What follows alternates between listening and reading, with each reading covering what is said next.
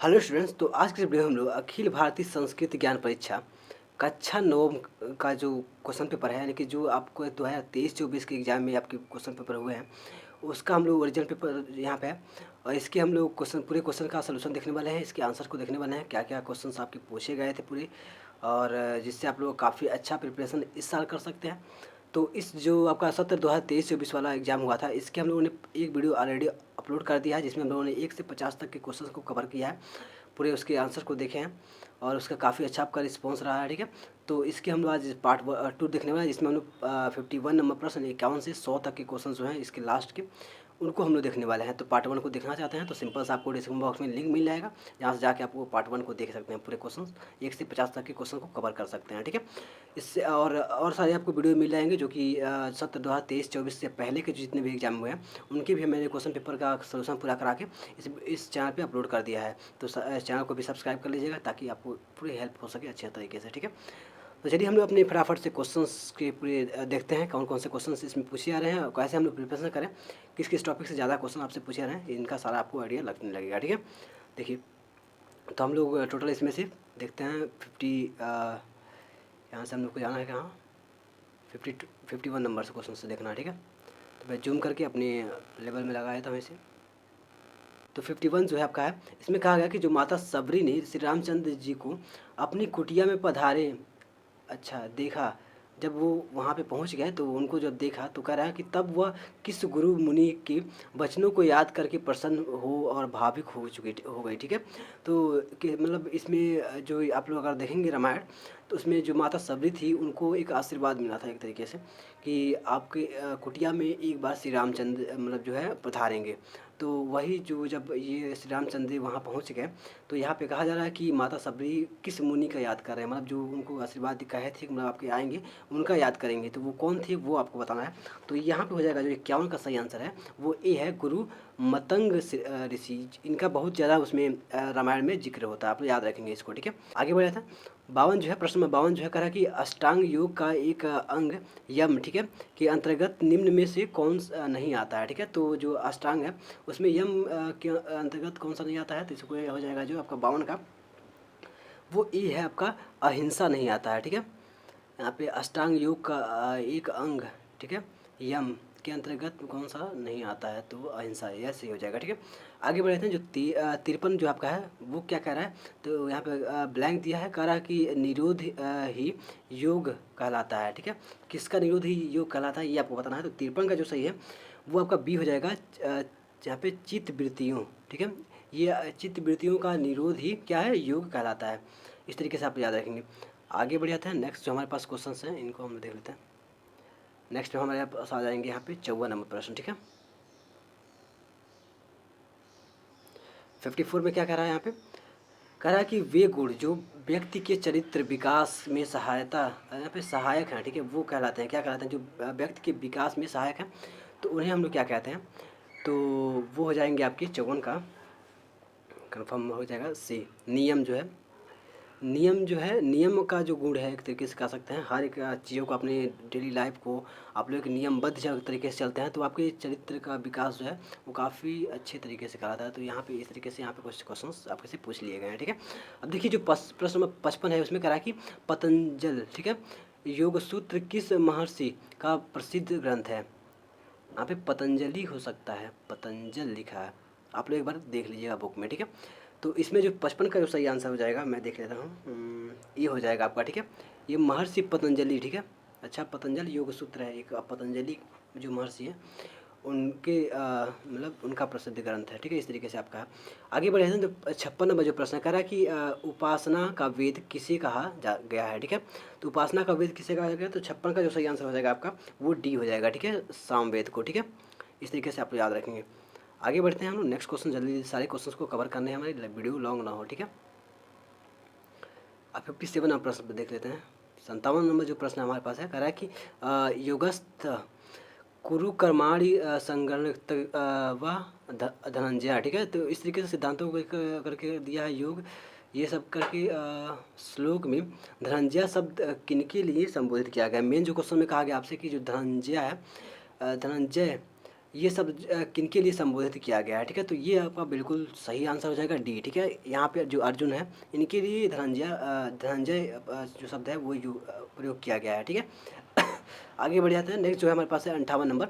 इसमें कह रहा है कि आदिकाल से मानव कृति मतलब मानव किस प्रकृति का कर रहा है, ठीक है।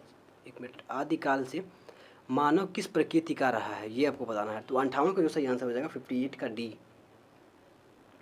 ये आपका है घुमक्कड़ घुमक्कड़ प्रकृति का। अच्छा हाँ, जो आप लोग अगर देखेंगे मानव कैसे विकास हुआ तो उसमें देखेंगे कि ये काफ़ी मतलब जगहों पे विचरण करते करते करते करते इनका ग्रोथ रहा। तो इस हिसाब से शायद इसमें दिया हो। एक बार आप लोग जब बुक डिटेल में पढ़ेंगे तो इसमें आपको आंसर ये अच्छे से मिल जाएंगे, ठीक है। आगे बढ़ते हैं। जो 59 का है, विश्व की प्राचीनतम चिकित्सा पद्धति कौन सी है, ठीक है। तो इसका जो हो जाएगा 59 का जो सही आंसर है, मैं देखूँ, ये जो है आयुर्वेद में है। आयुर्वेद वैसे ही आपको पढ़ने से याद आ जा रहा है कि आयु का वेद वैसे मतलब, तो इसमें चिकित्सा से संबंधित सारे मतलब दिए गए हैं, ठीक है। आप याद रखेंगे। आगे बढ़ते हैं। नेक्स्ट हम लोग को राइट साइड वाले यहाँ पे आना होगा और इसमें देखते हैं हमारे पास क्वेश्चन जो है वो कैसे कैसे हैं। तो चलिए अब हम लोग जो प्रश्न नंबर 60 जो है राइट साइड में, वहाँ से हम स्टार्ट करते हैं।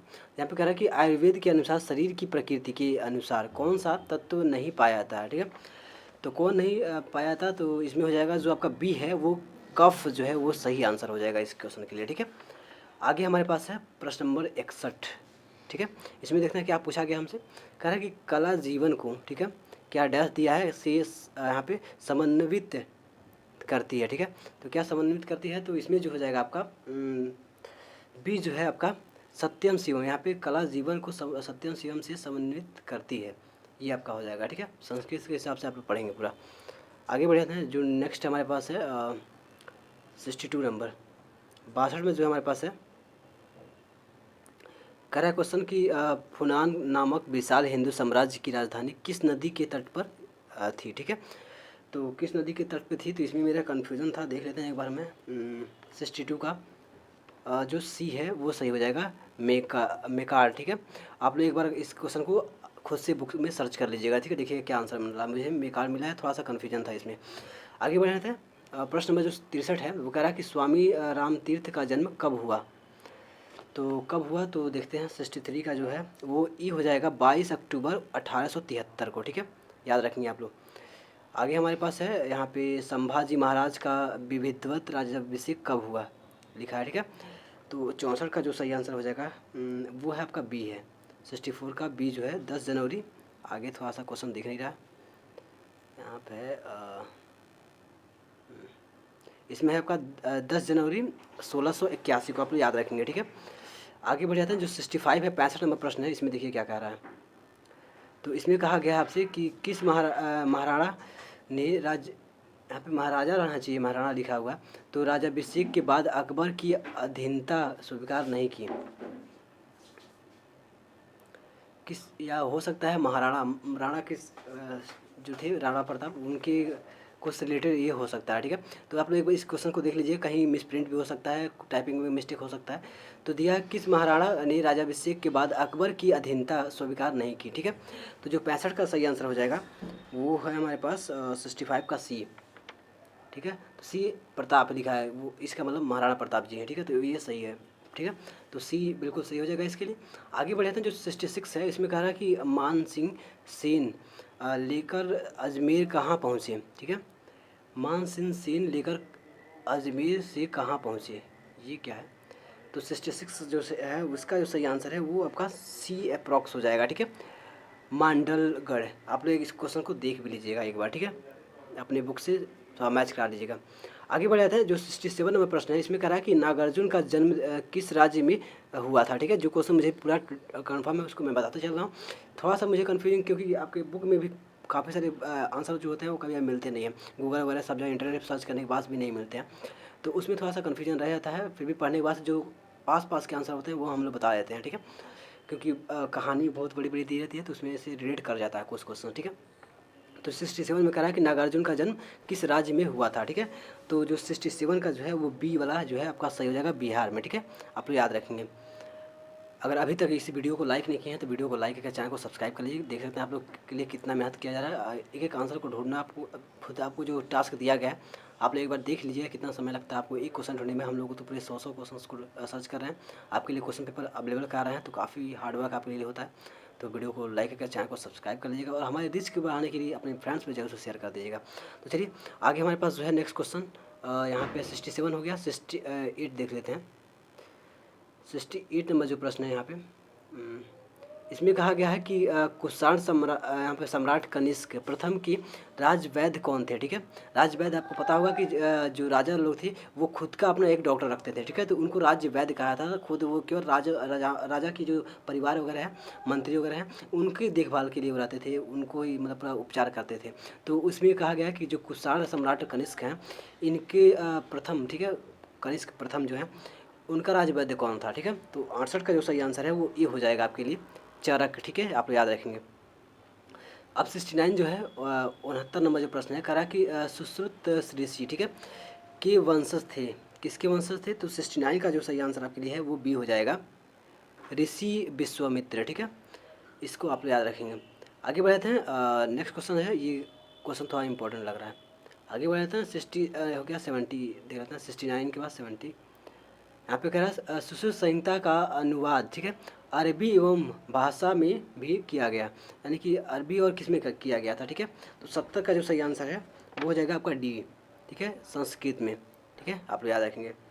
सुश्रुत संहिता ये काफ़ी भी प्रचलित है। ठीक है, आप याद रखेंगे। अगर आपसे पूछ दे कि मतलब किस किस भाषाओं में इसका मतलब संहिता का अनुवाद किया गया है, तो आप बता देंगे अरबी और संस्कृत में। आगे बढ़ जाते हैं, यहाँ पे है 71 नंबर है, 71 नंबर प्रश्न करा कि जगदीश चंद्र बसु की मृत्यु कब हुई। ठीक है, तो 71 का जो सही आंसर हो जाएगा वो आपका ए है, 23 नवंबर 1937 को। ठीक है, आप याद रखेंगे। ठीक है, तो 23 नवंबर 1937 जगदीश चंद्र बसु की मृत्यु हुई थी। ठीक है, आगे बढ़ जाते हैं। नेक्स्ट जो हमारे पास है 72। ठीक है, यहाँ पे है जगदीश चंद्र बसु की किस विषय में अधिक यहाँ पे रुचि थी। ठीक है, इसी दिया गया। तो इनकी किस विषय में ज़्यादा रुचि थी, इनसे 2 क्वेश्चन पूछ लिया गया आपसे। जगदीश चंद्र बसु, तो इनके बारे में थोड़ा सा पढ़ लीजिएगा आप लोग। 72 का जो है वो हो जाएगा आपका, ये जो है भौतिक विज्ञान में इनका इंटरेस्ट ज़्यादा था। ठीक है, आप याद रखेंगे, इनकी रुचि ज़्यादा थी। आगे हमारे पास 72 हो गया, हम लोग का ये पेज खत्म हो गया। हम नेक्स्ट पेज पे चलेंगे। नेक्स्ट पेज पे हमारे सारे क्वेश्चन है।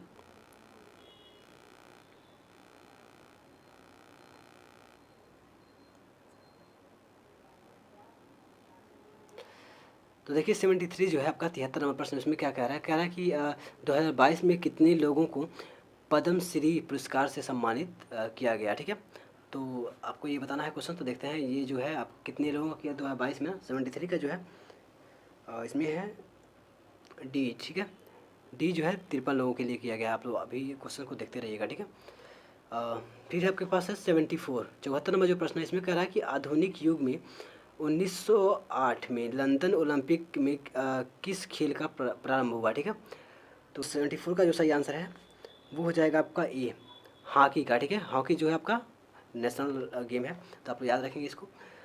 इसका 1908 में लंदन ओलंपिक में इसका प्रारंभ हुआ था। ठीक है, आगे बढ़ जाते हैं। जो 75 नंबर है, 75 नंबर वो कह रहा है कि मेरी कान कितनी बार बॉक्सिंग की फील्ड की वर्ल्ड चैम्पियन रह चुकी हैं। मेरी कान जो है वो कितनी बार वर्ल्ड चैम्पियन रह चुके हैं बॉक्सिंग में। तो 75 का जो है वो आपका हो जाएगा यहाँ पे बी जो है आपका सही हो जाएगा यहाँ पे 5 बार। ठीक है, 5 बार आप लोग याद रखेंगे। ठीक है, आगे बढ़ जाते हैं। नेक्स्ट जो हमारे पास है यहाँ पे 75 हो गया है क्वेश्चन। अब हमारे पास है नेक्स्ट 76 नंबर प्रश्न, क्षेत्र जो है यहाँ पे कह रहा है कि टेबल टेनिस इंग्लैंड में कब शुरू हुआ। ठीक है, तो कब शुरू हुआ था, तो ये हो जाएगा आपका 76 का जो सही आंसर है वो आपका ए, यानी कि 1922 में। ठीक है, 1922 में टेबल टेनिस का जो है वो इंग्लैंड में शुरू हुआ था। ठीक है, आगे हमारे पास है 77 नंबर प्रश्न, ओलंपिक में यहाँ पे 77 जो है वो कह रहा है कि ओलंपिक में शूटिंग स्पर्धा की शुरुआत कब हुई।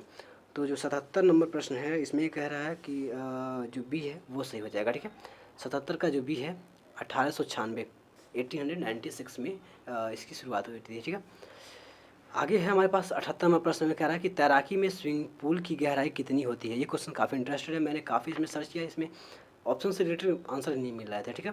तो देखिए इसमें जो सही हो जाएगा वो आपका डी हो जाएगा, क्योंकि इसमें जो है मैक्सिमम जो दिया गया है 1.9 मीटर दिया गया ऑप्शन में। आज जब आप लोग सर्च करेंगे तो आपको देगा कि जो स्विमिंग पूल की तैराकी होती है कंपटीशन, उसमें जो मिनिमम गहराई होती है स्विमिंग पूल की वो 2 मीटर होती है, ठीक है। अब मिनिमम दिया गया है, इसमें जो मैक्सिमम दिया गया है वो 1.9 दिया है, तो इसलिए ये यही आंसर आपके लिए सही हो जाएगा। आपने इस क्वेश्चन को अपनी बुक में भी देख लिया, बुक में कितना दिया है हमको बताइएगा कमेंट बॉक्स में, ठीक है। आगे बढ़ जाते हैं। नेक्स्ट जो हमारे पास है 79 नंबर प्रश्न, ठीक है। 69 नंबर प्रश्न यहाँ पे है, 79 नंबर प्रश्न सॉरी। तो कह रहा है 79 में कि विश्व के सभी लोकतांत्रिक देशों में सबसे बड़ा लिखित संविधान किस देश का है। अच्छी बात है। तो 79 का जो सही आंसर हो जाएगा वो हमारे पास यहाँ पे ये जो है वो सही हो जाएगा भारत का। एक मिनट, विश्व के सभी लोकतांत्रिक अच्छा देशों में सबसे बड़ा लिखित संविधान भारत का है, याद रखेंगे आप लोग। आगे बढ़ते हैं। जो 80 नंबर प्रश्न है, 80 नंबर प्रश्न कह रहा है किस संविधान संशोधन द्वारा संपत्ति का अधिकार को मौलिक अधिकार की सूची से हटा दिया गया, ठीक है।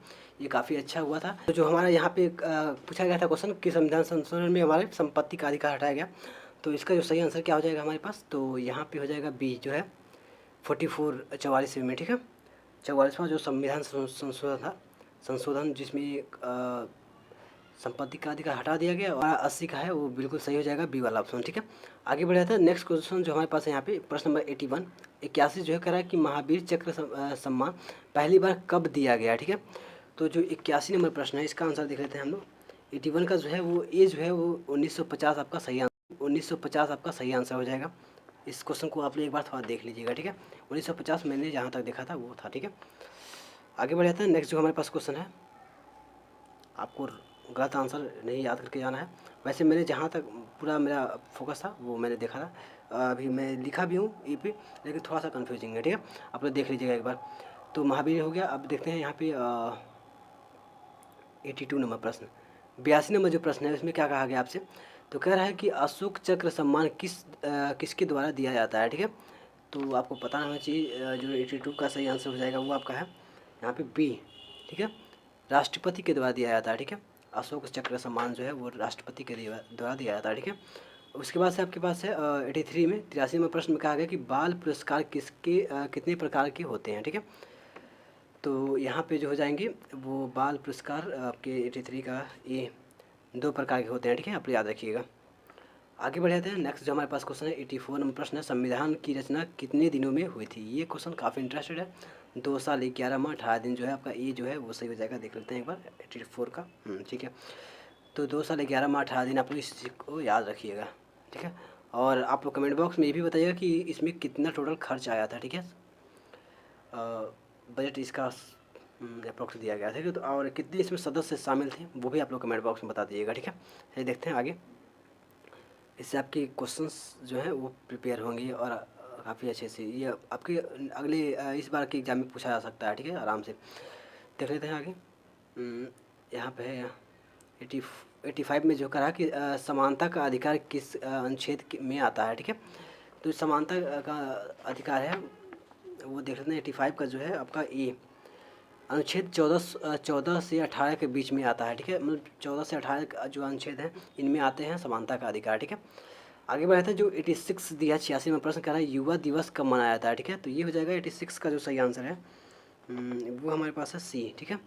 12 जनवरी को मनाया जाता है, ठीक है, याद रखेंगे। युवा दिवस 12 जनवरी को मनाया जाता है। इस तरीके से हमारा आंसर हो जाएगा। तो अभी तक हम लोगों ने 86 क्वेश्चन कवर कर लिए हैं। अभी हमारे पास 14 क्वेश्चन बस बाकी बचे हैं, ठीक है। काफ़ी वीडियो भी लॉन्ग हो गया है। तो अभी तक आप लोग यहाँ पे हैं तो इसका मतलब आप लोग अच्छे से प्रिपेयर करना चाहते हैं सारे क्वेश्चंस को, ठीक है। देख लेते हैं 87 नंबर प्रश्न जो है यहाँ पे। और मे बी अगर आप लोग इसी तरीके से हार्ड वर्क करते हैं, अच्छे से प्री पढ़ते हैं, क्वेश्चंस को रीड करते हैं, 2-4 प्रीवियस ईयर क्वेश्चन पेपर को देख लेते हैं और बुक जो मिला है उससे आप लोग मतलब जब क्वेश्चन पेपर देख लेंगे तो आपको ऐसे आइडिया लग जाएगा कि किस तरीके से क्वेश्चन आ रहे हैं। बुक में जाते ही आपको पूरा वैसे ही याद हो जाएगा, ठीक है। तो आप लोग के अच्छे मार्क्स आएंगे और अच्छे प्राइज़ भी मिलने वाले हैं, ठीक है। देखिए अब हमारे पास यहाँ पे थोड़ा सा मैं जूम कर लेता हूँ इसे। 87 नंबर प्रश्न कह रहा है कि निम्न विषयों में से कौन सा आधारभूत विषय विद्या भारती की विद्यालयों में लागू नहीं होता है, ठीक है। शारीरिक शिक्षा नहीं लागू होता है, या योग शिक्षा, या संस्कृत शिक्षा, या विद्वत परिषद, तो यहाँ से हमें डी जहाँ तक लगा, देखते हैं 87 का क्या कह रहा है इसमें, डी सही हो जाएगा। ठीक है, विद्वत परिषद नहीं इसमें लागू होता है। शारीरिक शिक्षा तो आपको होता ही है एग्जाम इसका, योग शिक्षा का होता ही रहता ही है, संस्कृत शिक्षा तो है ही। ठीक है, जो आप अभी पढ़ रहे हैं। आगे बढ़ते हैं। यहाँ पे दिया कि श्री पुरंदरे जी को डिलीट, ठीक है, की उपाधि कब दी गई। ठीक है, डिलीट का उपाधि, ओके। तो 88 का जो हो जाएगा आपका, इसमें है 88 2015 हो जाएगा। ठीक है, उपाधि कब दी गई, तो 2015 में दी गई। ठीक है, इस क्वेश्चन को भी मैं थोड़ा सा कन्फ्यूजिंग में रखता हूँ, आप लोग एक बार इसको देख के आंसर बताइएगा। ठीक है, अगर बिल्कुल करेक्ट है तो आप लोग लिख दिएगा कि करेक्ट है। ठीक है, 2015 ही होगा। इस तरीके से आगे बढ़ते हैं। इसमें आपके पास है 89 में है जो 89 नंबर प्रश्न करा कि श्री पलुस्कर जी ने कितने संगीत ग्रंथों की रचना की। ठीक है, इस तरीके से दिया गया कि ना हम। ठीक है, तो 89 का जो हो जाएगा हमारे पास है बी जो है 70 से अधिक यहाँ पे संगीत ग्रंथों का रचना किया है। ठीक है, आप याद रखेंगे, श्री पलुस्कर ये हैं। आगे बढ़ जाते हैं। नेक्स्ट जो हमारे पास है यहाँ पे इसमें हमारे पास है कि कहा गया कि मेजर सोमनाथ शर्मा का जन्म कहाँ हुआ, मतलब कब हुआ। ठीक है, इस तरीके दिया है।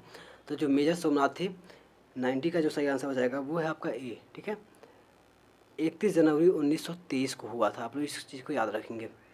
आगे बढ़ते हैं। प्रश्न नंबर 91 जो है करा कि रज्जू भैया का जन्म उत्तर प्रदेश के किस शहर में हुआ। ठीक है, रज्जू भैया का जन्म कब हुआ था, तो 91 का जो सही हो जाएगा हम लोग देख लेते हैं, 91 का बीज हो जाएगा। ठीक है, वो सही है। यहाँ पे बुलंदशहर, ठीक है, आप याद रखेंगे, रज्जू भैया का जन्म उत्तर प्रदेश के बुलंदशहर में हुआ था। और आप लोगों को कमेंट बॉक्स में बताना है कि रज्जू भैया जो हैं वो कौन थे, इनके बारे में कुछ ऐसा इंटरेस्टेड चीज़ होगा तभी तो इनका नाम यहाँ पे हम लोग को पढ़ने को मिल रहा है और इनका जन्म कहाँ हुआ था ये भी पढ़ने को मिल रहा है। तो आप लोग इनके बारे में बताइएगा कि मतलब ये कौन थे। ठीक है, आगे बढ़ जाता है।